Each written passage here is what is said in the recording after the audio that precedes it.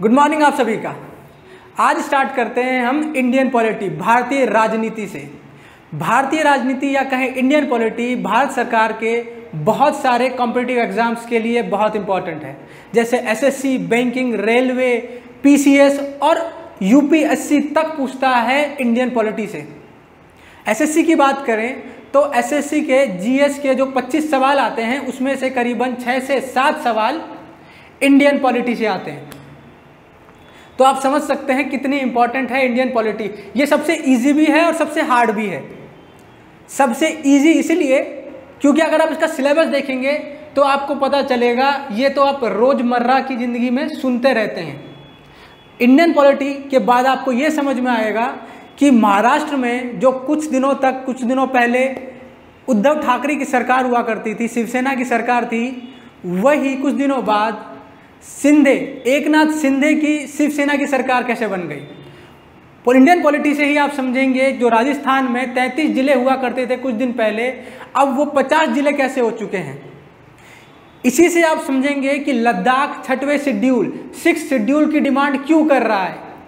अगर आप Indian polity के सिलेबस को देखें तो सिलेबस दिखने में तो बहुत लंबा चौड़ा दिखाई देगा, जिसके अंदर आपको कॉन्स्टिट्यूशन, संविधान भी दिखाई देगा, क्योंकि इंडियन पॉलिटी, भारतीय राजनीति मेनली बेस्ड है आपके संविधान पर। कुछ चीजें हैं जो संविधान के बाहर की भी है, लेकिन 70 से 80% चीज संविधान के अंदर से पूछी जाती है। उसके बाहर में देखें तो हमको पॉलिटिकल बैकग्राउंड भी देखना होगा। आज हम देखेंगे पॉलिटिकल बैकग्राउंड कि 1947 के बाद जब आज़ाद हुआ भारत और 26 नवंबर 1949 को जब हमारा संविधान बनकर तैयार हो गया, हमारा संविधान लागू हुआ था 26 जनवरी 1950 को, लेकिन बनकर तैयार हुआ था 26 नवंबर 1949 को हमारा संविधान बनकर तैयार हो गया था। तो ऐसी क्या चीज़ें थी जो संविधान बनने से पहले या आज़ादी से पहले हमारे देश में जो यूरोपियंस आए थे, जो ब्रिटिशर्स थे मेनली, उन्होंने ऐसे क्या राजनीतिक बदलाव किए जिसका असर या इफेक्ट हमारे संविधान पर पड़ा। तो ये आज हम देखेंगे पॉलिटिकल बैकग्राउंड में। अगर हम सिलेबस की बात करें तो ये भी सिलेबस है जिसके अंदर सिटीजनशिप भी आती है। ये पूरा सिलेबस है जिसके अंदर parliament of India, budget, amendment, supreme court, high court सब आता है। इमरजेंसी के प्रोविजंस भी आते हैं। इसी के अंदर ही राष्ट्रपति है, प्रधानमंत्री है, चीफ मिनिस्टर है, सीबीआई तक मिल जाएगा। ये सब है आपके सभी सिलेबस के अंदर इंडियन पॉलिटी के। आज हम पढ़ेंगे इंडियन पॉलिटी का जो पहला हमारा टॉपिक होगा वो है पॉलिटिकल बैकग्राउंड। पॉलिटिकल बैकग्राउंड जिसमें हम पढ़ने वाले हैं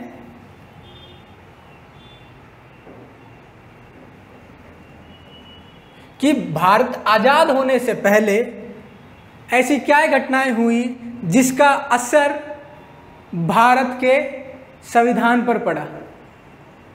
तो स्टार्ट करेंगे हम यूरोपियंस के अराइवल से कि जब यूरोपियंस आए, क्योंकि उनसे पहले तो हमारे देश में राजतंत्र हुआ करता था, मुगल राज चला करता था।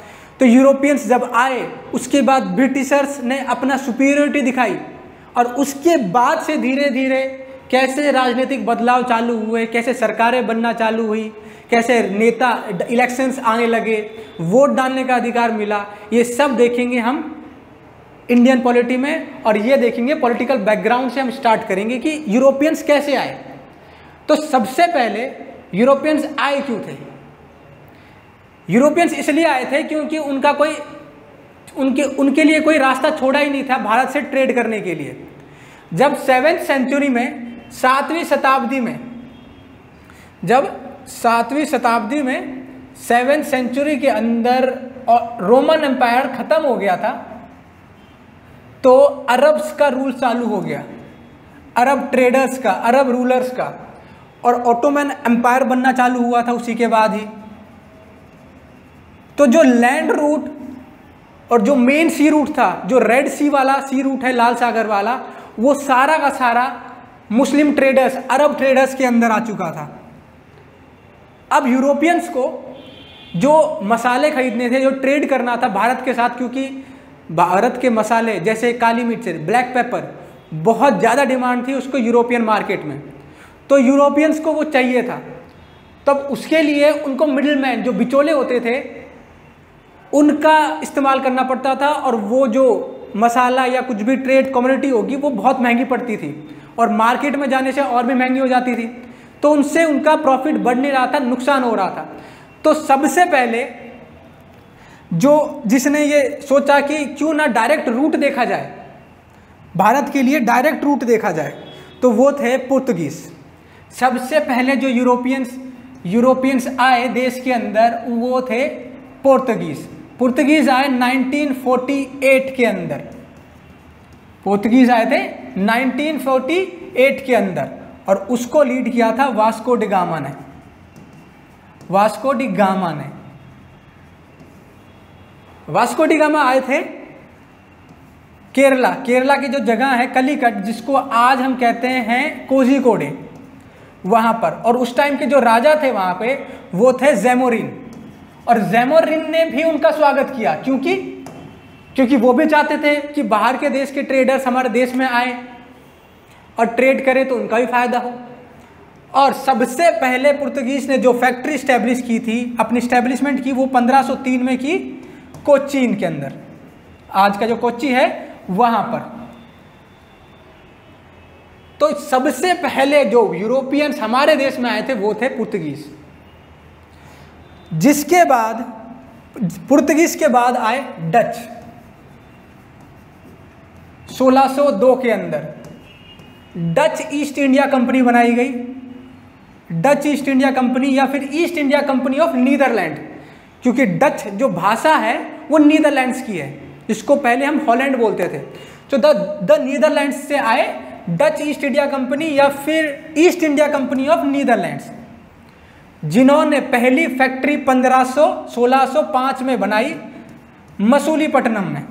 अब मसूलीपट्टनम है जो आज का मछलीपट्टनम है आंध्र प्रदेश का, वहां पर इन्होंने अपनी पहली फैक्ट्री खड़ी करी। तो दूसरे जो यूरोपियंस थे जो देश में आए थे वो थे डच या फिर नीदरलैंड्स के लोग। उसके बाद सबसे इंपॉर्टेंट जो आए थे वो थे इंग्लैंड से, जो थे इंग्लैंड से ब्रिटिश आए। 31 दिसंबर 1600 को जो वहाँ की महारानी थी, क्वीन थी एलिजाबेथ वन, उन्होंने ऑथराइज किया किसको? ब्रिटिश ईस्ट इंडिया कंपनी को ऑथराइज किया कि आप भारत जाइए और भारत में जाके ट्रेड कीजिए, और मोनोपोली दे दी कि मतलब सिर्फ ईस्ट इंडिया कंपनी ही होगी इंग्लैंड से जो वहाँ पे जाके ट्रेड कर सकती है, व्यापार कर सकती है। शुरुआती दौर में ये सिर्फ 15 साल तक के लिए वैलिड था कि आप 15 साल तक के लिए आपका ट्रेडिंग राइट है, भारत जाके आप ट्रेड कर सकते हो, जिसको 1609 के अंदर बढ़ाकर इनडेफिनेटली टाइम तक, मतलब जब तक क्राउन चाहेगा, जो किंग है इंग्लैंड की, वो चाहेगी तब तक ये काम कर सकते हैं या मोनोपोली इनकी हो सकती है। 1609 में विलियम हॉकिंस ने जहांगीर की सभा में जाकर कहा कि हमको सूरत में एक फैक्ट्री खोलनी है, लेकिन जहांगीर ने मना कर दिया, क्योंकि जहांगीर को भड़काने वाले थे पुर्तगीज नहीं चाहते थे कोई और यूरोपियन कंपनी आए या यूरोपियन देश आए भारत के अंदर ट्रेड करने। तो 1609 के अंदर विलियम हॉकिंस को मना कर दिया गया कि आप यहाँ पे नहीं खोल सकते। लेकिन 1613 में जाके ब्रिटिशर्स ने पहली फैक्ट्री खोली सूरत में, 1613 में। उसके बाद 1616 के अंदर मसूलीपट्टनम, जो आज का मछलीपट्टनम है, वहाँ पर मसूलीपट्टनम में 1616 में खोली। सबसे इंपॉर्टेंट है ब्रिटिशर्स, क्योंकि इसी के बाद भारत की राजनीति चेंज होने लगी थी ब्रिटिशर्स की वजह से ही। लेकिन कुछ और यूरोपियंस भी थे जो आए थे, जैसे फ्रेंच, फ्रेंच भी आए थे, फ्रेंच ईस्ट इंडिया कंपनी भी आई थी 1664 के अंदर। जो वहाँ के राजा थे लुइस 14, उनके एक मंत्री थे कॉलबर्ट, उन्होंने बनाई थी ये फ्रेंच ईस्ट इंडिया कंपनी। वो आई भारत में और पहली जो फैक्ट्री उन्होंने खोली वो 1669 में खोली थी सूरत के अंदर, सॉरी 67 में खोली थी सूरत में पहली factory. French India east India company भी आई और उसके पहले एक और कंपनी भी आई थी जिसका इतना इंपॉर्टेंस दिया नहीं गया यूरोपियंस को, उस कंपनी को, वो थी डेनिश ईस्ट इंडिया कंपनी।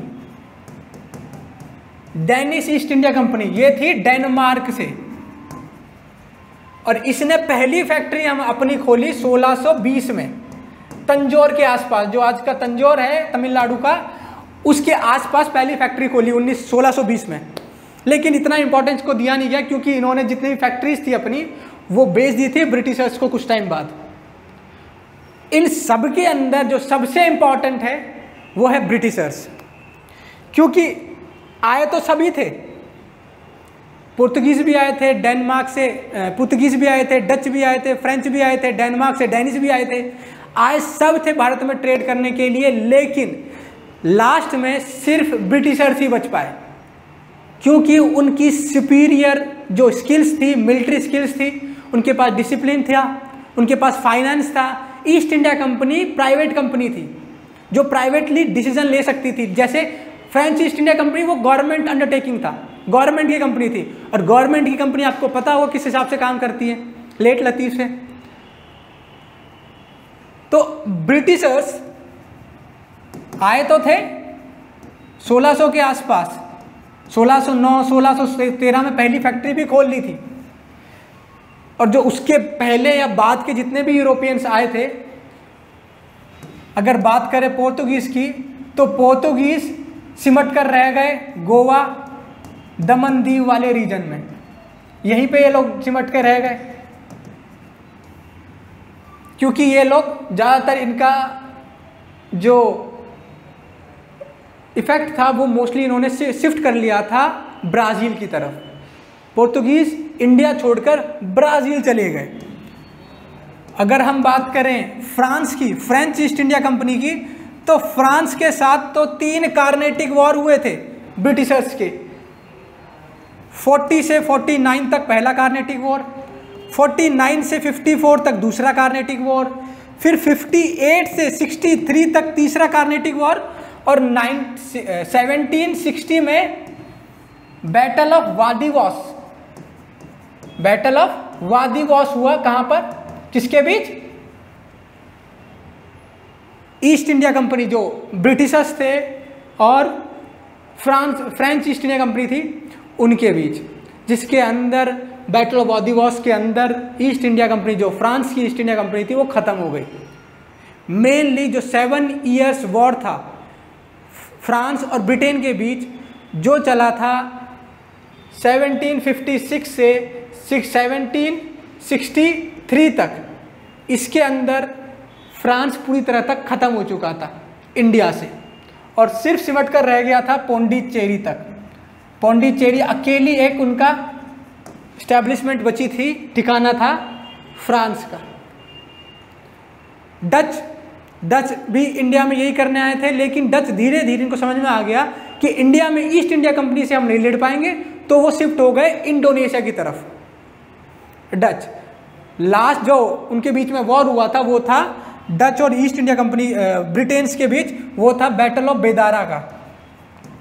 बेदारा ये हुआ था 1759 में, बैटल ऑफ बेदारा, जिसके बाद समझ में आ गया डच को कि हम इंडोनेशिया में ठीक है, वहीं से हम कारोबार कर सकते हैं, इंडिया हम ब्रिटिशर्स को दे देते हैं।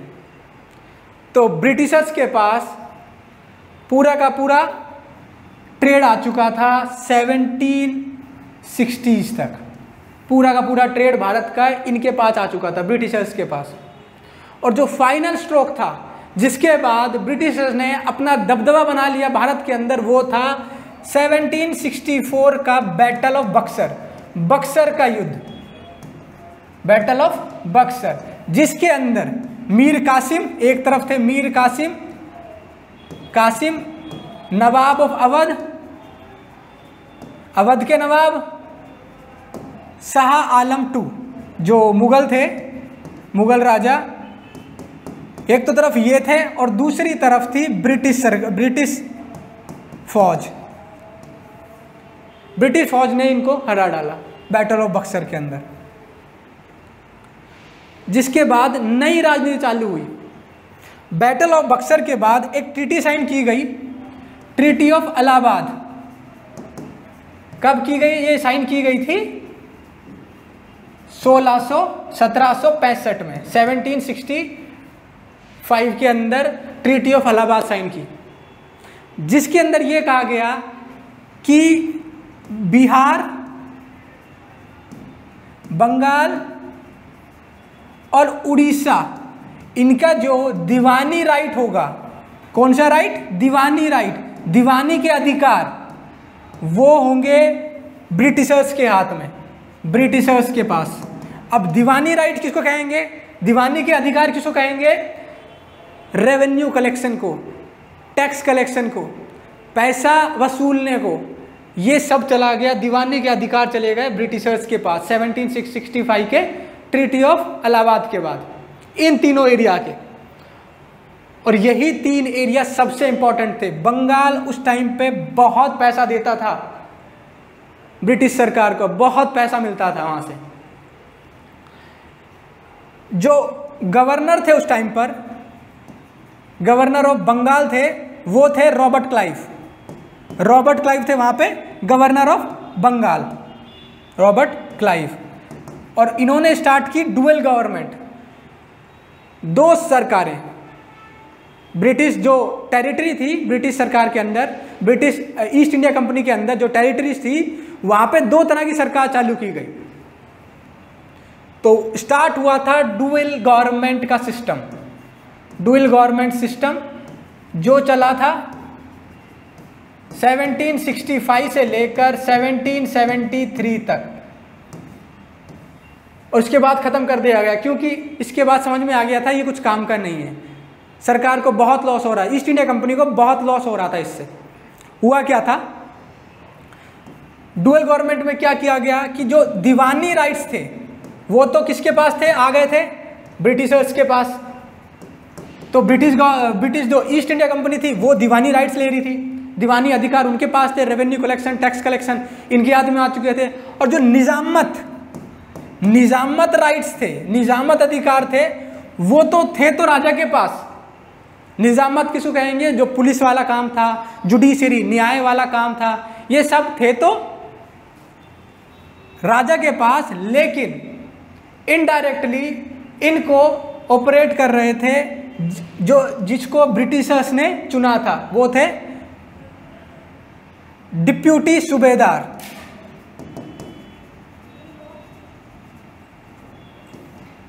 तो रॉबर्ट क्लाइव ने स्टार्ट की थी dual system of dual government, 2 सरकार का सिस्टम, और ये चला था 1765 से लेकर 1772 तक।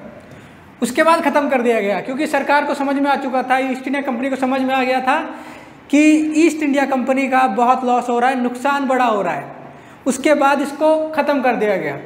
हुआ क्या था वैसे डुअल गवर्नमेंट में? हुआ क्या था, डुअल गवर्नमेंट के अंदर 2 सरकारें थी। एक थी जो दीवानी अधिकार यूज़ कर रही थी, दीवानी अधिकार, दीवानी राइट्स, और वो थे ब्रिटिश गवर्नमेंट या फिर ईस्ट इंडिया कंपनी।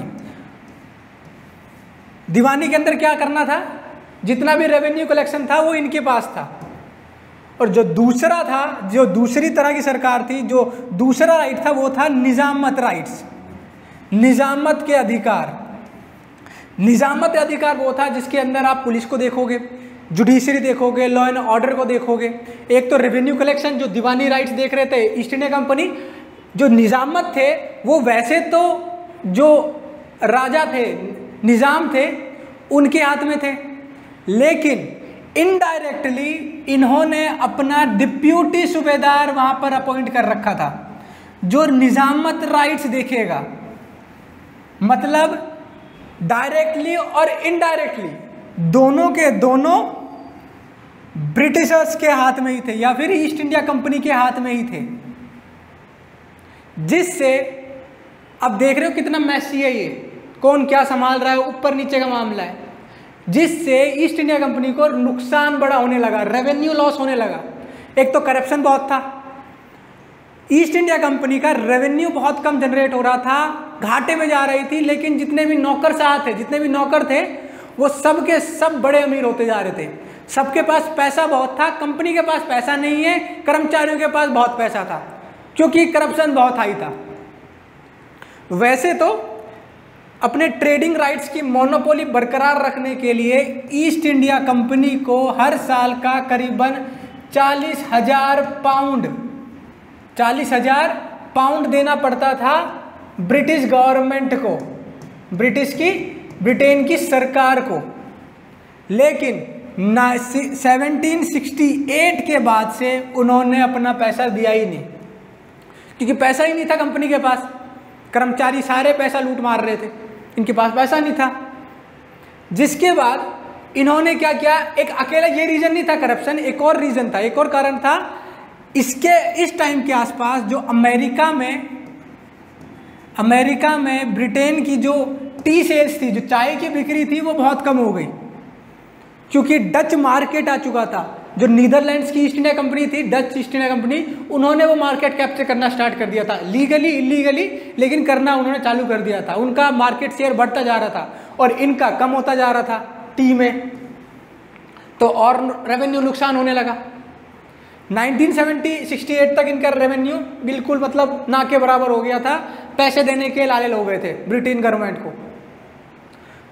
इसके बाद इन्होंने क्या किया, लोन लिया, करीबन 1 से 1.5 मिलियन या फिर 10 लाख से 15 लाख तक का कुछ लोन लिया, लाख पाउंड का लोन लिया ब्रिटेन गवर्नमेंट और वहाँ की बैंकों से, कि हम वापस से बिजनेस जनरेट करेंगे और ये पैसा उनको वापस देंगे, लोन के साथ पैसा भी देंगे और जो मोनोपोली बनाने के लिए 40,000 पाउंड देने थे वो भी हम देंगे। लेकिन 1770s के आसपास जो वहाँ के प्रधानमंत्री थे ब्रिटेन के, वो थे लॉर्ड नॉर्थ। उनको समझ में आ गया था कि ईस्ट इंडिया कंपनी अब तो धांधलेबाजी में चल रही है, ऐसे काम नहीं चलेगा। तो इसको रेगुलेट करने के लिए ईस्ट इंडिया कंपनी को रेगुलेट और कंट्रोल करने के लिए आया था पहला रेगुलेटिंग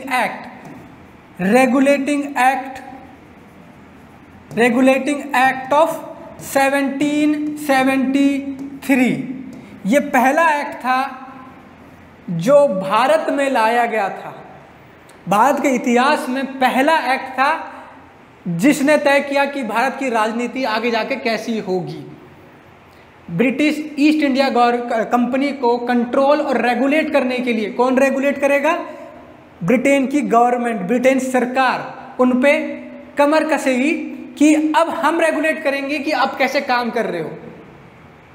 तो पहला रेगुलेटिंग एक्ट आया था 1773 के अंदर, जिसके अंदर था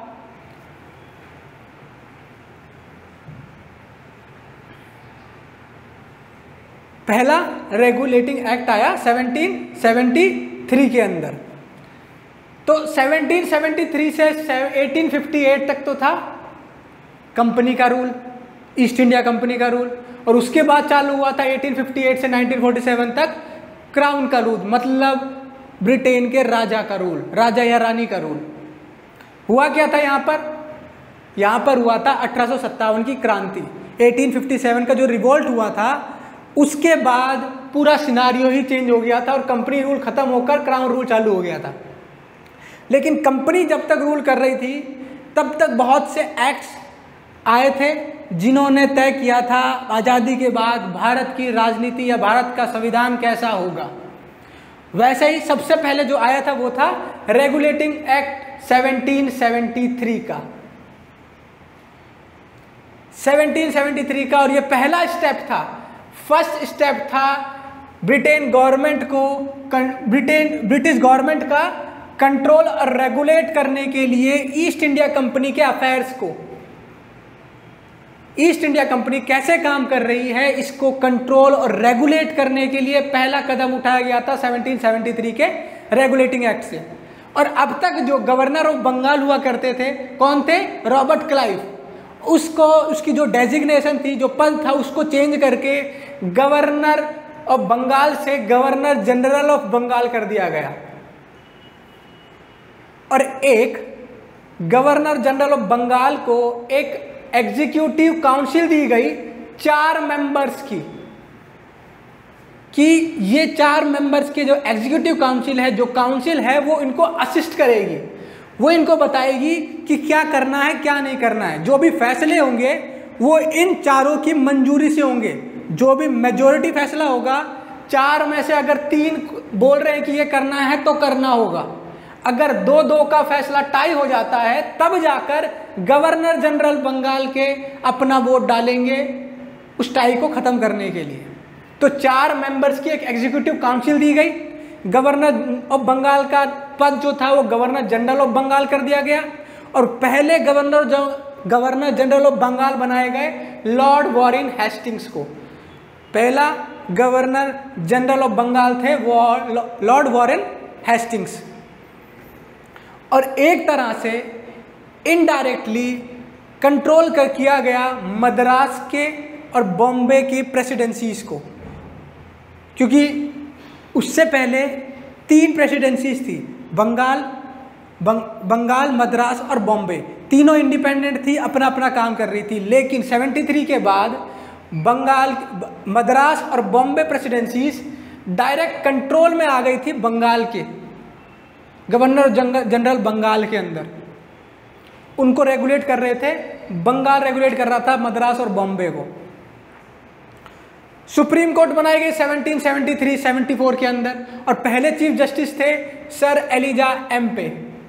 सुप्रीम कोर्ट 1774 में बनाई गई। और जो भी सर्वेंट्स थे, जो नौकरशाह थे, कर्मचारी थे कंपनी के, उनको मना कर दिया गया कोई भी किसी तरह का करप्शन नहीं करेंगे, किसी तरह की रिश्वत नहीं देंगे, किसी तरह का गिफ्ट नहीं लेंगे। लोकल्स जो भी पॉपुलेशन है उनसे कोई गिफ्ट नहीं लोगे, किसी तरह का ट्रेड भी नहीं करोगे, सब मना कर दिया गया। ये था 73 का रेगुलेटिंग एक्ट। इन शॉर्ट बताएं तो गवर्नर ऑफ बंगाल का पद जो था उसको बना दिया गया गवर्नर जनरल ऑफ बंगाल। पहले गवर्नर जनरल ऑफ बंगाल थे लॉर्ड वॉरेन हेस्टिंग्स। उनको असिस्ट करने के लिए, मदद करने के लिए 4 मेंबर्स की एग्जीक्यूटिव काउंसिल बना दी गई। सुप्रीम कोर्ट बनाया गया 1774 में कलकत्ता के अंदर। पहले सुप्रीम कोर्ट के जज, चीफ जस्टिस बनाए गए सर एलिजा एम्पे को। ये है मोटा मोटा जो आपको याद रखना है रेगुलेटिंग एक्ट 73 से। उसके बाद आया पिट्स इंडिया एक्ट। लॉर्ड पिट्स थे उस टाइम पे, प्रधानमंत्री थे ब्रिटेन के 84 के आसपास। उन्होंने लाए पिट्स इंडिया एक्ट 1784, जिसके अंदर बदलाव क्या किया गया कि जो पॉलिटिकल अफेयर्स होगा कंपनी का, ईस्ट इंडिया कंपनी का, उसको पहले कौन कंट्रोल करता था? Court of directors. Political, administrative, revenue वाला सारा काम कोर्ट ऑफ डायरेक्टर्स ही करा करते थे। लेकिन 84 के बाद जितना भी पॉलिटिकल अफेयर्स होगा, पॉलिटिकल मैटर होगा, वो सब देखेंगे 6 मेंबर की बोर्ड ऑफ कंट्रोल। एक कमिटी, एक तरह का बॉडी बनाएगी जिसको नाम दिया गया बोर्ड ऑफ कंट्रोल, जिसके अंदर 6 मेंबर्स थे जो पॉलिटिकल मैटर्स देखते थे कंपनी का, और कमर्शियल मैटर्स देखेंगे कोर्ट ऑफ डायरेक्टर्स। जो पहले देखते थे वो अभी भी वही कोर्ट ऑफ डायरेक्टर्स देखेंगे। जो 4 मेंबर की एग्जीक्यूटिव काउंसिल थी जो 73 एक्ट से मिली थी गवर्नर जनरल को, उसको घटाकर 3 मेंबर की कर दिया गया। गवर्नर जनरल काउंसिल की घटाकर 3 मेंबर का कर दिया गया। और जो प्रेसिडेंसीज थी मद्रास और बॉम्बे की, वो पूरी तरह से कंट्रोल में आ गई। अब बंगाल के गवर्नर जनरल ऑफ बंगाल अब पूरी तरह से कंट्रोल कर रहे थे प्रेसिडेंसीज को, मद्रास और बॉम्बे को, subordinate to the Bengal presidency. कौन कौन सी? मद्रास और बॉम्बे। जिस तरह से, इसी वजह से कलकत्ता एक तरह से कैपिटल बन चुका था। Capital became the capital of the British position in India. Calcutta को कैपिटल बना दिया गया। मोटा मोटा पिट्स इंडिया एक्ट में क्या है, गवर्नर जनरल की जो चार मेंबर की एग्जीक्यूटिव काउंसिल थी उसको कम करके 3 मेंबर की कर दिया गया। जो मद्रास और बॉम्बे प्रेसिडेंसी थी वो पूरी तरह से कंट्रोल में आ गई बंगाल के, और कलकत्ता को बना दिया गया कैपिटल ऑफ इंडिया। टेरिटरी, जितनी भी टेरिटरी थी ब्रिटिश के पास, ब्रिटिश ईस्ट इंडिया कंपनी के पास, उनका कैपिटल कलकत्ता बना दी गई। अगला जो एक्ट आया वो था चार्टर एक्ट ऑफ 1793। फिर आया चार्टर एक्ट आया 1793 का, जिसके अंदर क्या बदलाव किए गए,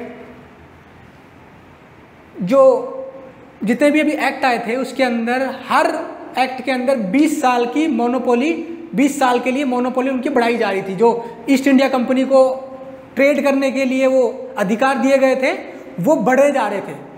93 के अंदर उसको ट्रेड मोनोपोली को 20 साल तक बढ़ा दिया गया था कि 20 साल तक आप काम कीजिए, लेकिन हर साल का 40,000 पाउंड ब्रिटिश गवर्नमेंट को मिलने चाहिए। 20 साल तक ये बढ़ा दिए गए। गवर्नर जनरल के पास और भी ज़्यादा पावर हो गई। जो भी वो काउंसिल थी, एग्जीक्यूटिव काउंसिल 3 मेंबर्स की, जो भी वो फैसला लाते थे उसको ओवरराइड कर सकते थे, उनके खिलाफ भी जा सकते थे governor general. Authority over the governors of Madras and Bombay, जो पहले से चल रहा था वो यहाँ पे भी चल रहा है। It let down the members of board of control and their staff henceforth to be paid of the Indian revenue। याद रखिएगा 1793 के चार्टर एक्ट के बाद से जितने भी ये नौकर थे, जितने भी कर्मचारी थे इनके ईस्ट इंडिया कंपनी या फिर बोर्ड ऑफ कंट्रोल के, उनके कर्मचारियों की तनख्वाह भारत रेवेन्यू से आता, जो भारत से रेवेन्यू जनरेट हो रहा था उनसे दी जाने लगी। अब तक तो ब्रिटिश गवर्नमेंट भेज रही थी उनकी तनख्वाह, लेकिन अब जो रेवेन्यू यहाँ से जनरेट हो रहा है वही उनको दिया जाने लगा, जिसका मतलब था कि भारत का पैसा ही अंग्रेजों के पास जा रहा है, अंग्रेजों को दिया जाने लग गया था। इसके बाद आया 93 के एक्ट, चार्टर एक्ट के बाद आया 1813 का चार्टर एक्ट, क्योंकि 20 साल तक उनको मोनोपोली दे दी गई थी, मतलब ट्रेडिंग राइट्स दे दिए गए थे ईस्ट इंडिया कंपनी को, तो 20 साल तक कोई एक्ट नहीं आया। उसके बाद आया चार्टर एक्ट ऑफ 1813, जिसके अंदर सबसे बड़ी चीज हुई कि जो मोनोपोली थी, ट्रेड मोनोपोली थी ईस्ट इंडिया कंपनी की, उसको खत्म कर दिया गया।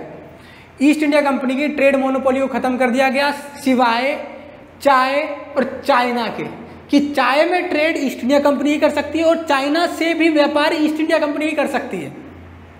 ये दोनों को छोड़ के सबका सब खोल दिया गया। क्यों, क्या हुआ था 1813 के आसपास? 1813 के आसपास याद रखिएगा कि फ्रांस में नेपोलियन बोनापार्ट राज कर रहे थे, तो उनका एक सिस्टम था कंटिनेंटल सिस्टम, उन्होंने एक लाया कंटिनेंटल सिस्टम, जिसमें कहा गया कि जो भी जितने भी ब्रिटिशर्स ब्रिटेन में या बाहर ट्रेड कर रहे हैं, व्यापार कर रहे हैं, वो अपना सामान फ्रांस या फ्रांस के जो एलीज थे यूरोप में उनको नहीं बेच पाएंगे, उनको नहीं मिलेगा। तो फिर जो ब्रिटेन के अंदर ट्रेडर्स थे, ब्रिटेन में जो ट्रेडर्स थे, उनका नुकसान होने लगा। उन्होंने कहा गवर्नमेंट को कि हमें भी भारत का मार्केट चाहिए, हमको भी व्यापार करना है, तो भारत का मार्केट हमें भी दीजिए। जिसके बाद से 1813 के अंदर कहा गया कि जो मोनोपोली थी ईस्ट इंडिया कंपनी की उसको ख़त्म करते हैं चाइना के साथ, और चाय में अभी भी वो करेंगे, लेकिन और किसी चीज़ में अब आप जा सकते हो, भारत में व्यापार कर सकते हो। 1813 के अंदर एक चीज़ और हुई कि क्रिश्चियन मिशनरीज, जो